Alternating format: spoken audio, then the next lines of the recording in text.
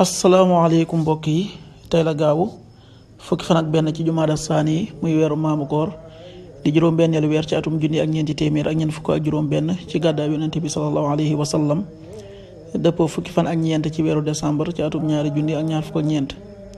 fukki fan ak benn bokkul ci lim yu fàtte lim bu rafet la, kon tey ci gaaw bi rafet na.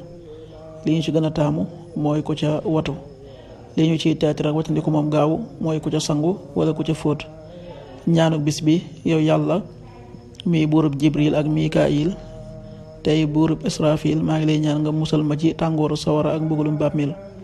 allahuma rabba jabraila wa mikaila wa rabba israfila audu bika min xarri nnaari wa min adabi alqabr.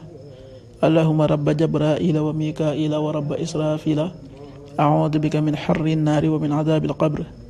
xadiisu bis bi: yonent bi sallallahu alayhi wa sallam nee na, jullit bu dëgër bu jàmbaare moo gën te moom la sunu boroom gën a sopp ci jullit bu doyadi bu yàmbar.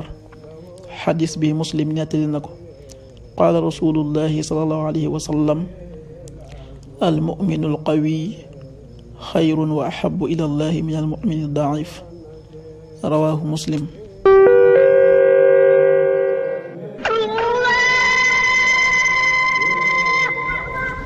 waxtu julli yi: suba waxtoon dana tàbbi 6h05 juróom-benn waxtu yu tegal juróomi simili, tisbaar 13h28 benn waxtu bu tegal ñaar fukki simili ak juróom-ñett, takkusaan 16h28 ñeenti waxtu yu tegal ñaar fukki simili ak juróom-ñett, timis 18h44 juróom-benn waxtu yu tegal ñeent fukki simili ak ñeent, gee 19h55 juróom-ñaari waxtu yu tegal juróom fukki simili ak juróom.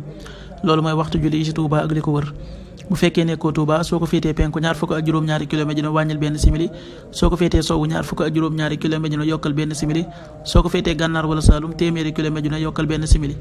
jant bi dana fenk 7h20 juróom-ñaari waxtu yu tegal ñaar fukki simili, di so 18h40 juróom-benn waxtu yu tegal ñeent fukki simili. yàlla na nu yàlla nangul te nangul leen, amin.